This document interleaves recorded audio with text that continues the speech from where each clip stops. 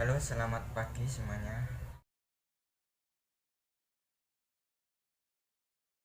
Bagaimana kabar kalian di awal tahun 2021 ini? Apakah masih pada rebahan atau ngegame berjam-jam atau bahkan mungkin ada yang nyekrol TikTok yang lagi viral? Semoga tetap diberikan kesehatan, kelancaran dalam beraktivitas dan semoga tetap dalam kondisi yang fit. Mantap pokoknya. Oke, perkenalkan nama saya Abdul Ngalim Salam dari kelas A Prodi Pendidikan Fisika angkatan 2020. Video ini dibuat guna tugas UAS ya, untuk tugas UAS saya. Saya berterima kasih kepada dosen pembimbing karena telah memberikan tugas ini. Ya, karena berkat video ini pula selain menghilangkan rasa gabut, saya jadi punya channel YouTube. Ini sudah tahun 2021 tapi kenapa ya kok nggak kerasa gitu tahun 2020 kayak cuman rebahan tok atau ngegame tok gitu. Tahun 2020 adalah tahun yang sangat berbeda. Oke guys, ngomongin tahun 2020. Ada apa sih tahun 2020? Oke, tentu kita semua sudah tahu kan, ada corona. Dampak dari corona ini sangatlah besar. Pertama, banyak pekerja yang di PHK atau diberhentikan atau diliburkan. Kedua, sekolah pada libur atau diganti menjadi online. Ketiga, ujian tidak ada. Tentu seneng dong. Terus pendaftaran dilakukan dengan online. Kita disuruh di rumah aja, terus aturan pakai masker, aturan protokol kesehatan, terus kemana kita di tremor di itu suhu itu, pakai alat mengukur suhu. Di tahun 2020 ini corona menyebabkan banyak hal itu harus dilakukan melalui online atau di rumah saja dalam rangka memutus atau mengurangi penyebaran virus corona tersebut. Akibatnya adalah banyak kegiatan dilakukan dengan online termasuk pembelajaran. Namun apakah pembelajaran online itu bisa berjalan dengan efektif? Hal tersebut merupakan masalah baru di tahun 2020 tersebut. Pembelajaran online itu tentu memiliki beberapa kekurangan dan kelebihan. Di sini saya akan menyampaikan beberapa kekurangan dari pembelajaran online.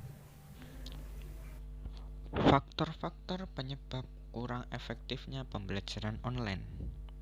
Yang pertama, sarana dan prasarana yang terbatas.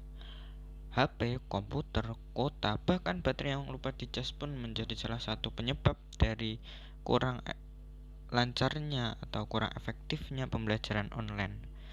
Ya, tidak dipungkiri bahwa masih banyak siswa dengan sarana dan prasarana yang masih dibilang terbatas. Ada yang nggak punya HP, ada yang punya HP tapi tidak ada sinyal, ada yang sinyalnya lancar jaya tapi nggak punya kuota. Hal tersebut menjadi salah satu faktor kurang efektifnya pembelajaran online. Yang kedua, biaya. Masalah satu ini adalah masalah yang sering dikeluhkan ibu-ibu. Penggunaan kuota yang banyak tentu memakan biaya yang tidak sedikit pula. Banyak video atau materi yang disampaikan dengan durasi yang tidak sebentar. Ia kalau paham, lah kalau tidak, tentunya siswa akan mengulang-ulangnya. Dan tentunya saat mengulang, pasti memakan kuota yang lebih banyak. Iya, bisa jadi sih. Faktor yang ketiga, tidak bijak dalam menggunakan gadget. Ngegimit sambil ngemil, kuliah sambil rebahan, kuliah sambil ketiduran, atau bahkan kuliah sambil makan. Banyak dari kita mungkin mengalami hal ini. Ya, memang salah satu kekurangan dalam pembelajaran daring adalah tidak bisa mengawasi siswa secara menyeluruh. Dengan mengklik tanda off cam dan on mic saja, kita bisa bebas makan, minum, rebahan, ataupun kita bisa main TikTok.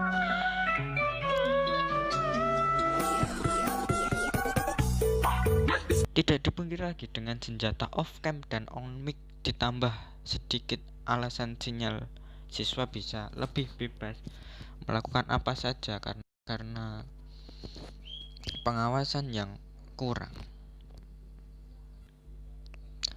Selain kekurangan, ada pula kelebihan, yaitu pembelajaran dapat dilakukan tanpa batasan waktu dan tempat.